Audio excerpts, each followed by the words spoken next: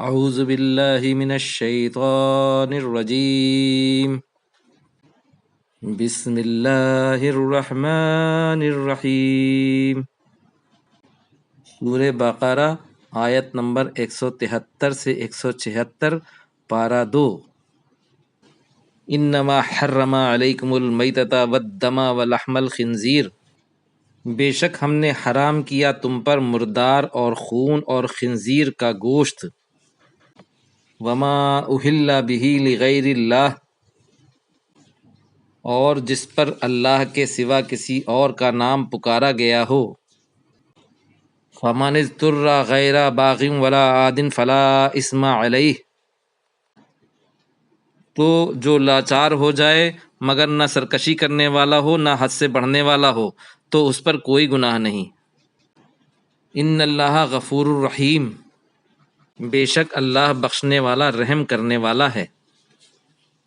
ان الذین یکتمون، بے شک وہ لوگ جو چھپاتے ہیں، ما انزل اللہ من الکتاب، جو نازل کیا اللہ نے کتاب میں سے، ویشترون بہ ثمنا قلیلا، اور بیچ دیتے ہیں اس کو تھوڑی قیمت میں۔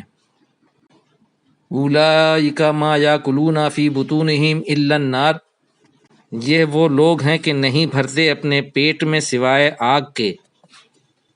ولا یکلم اللہ یوم القیامۃ ولا یزکیہم، اور نہیں ان سے کلام کرے گا اللہ قیامت کے دن اور نہ ان کو پاک کرے گا۔ وَلَهُمْ عَذَابٌ علیم، اور ان کے لیے عذاب ہے دردناک۔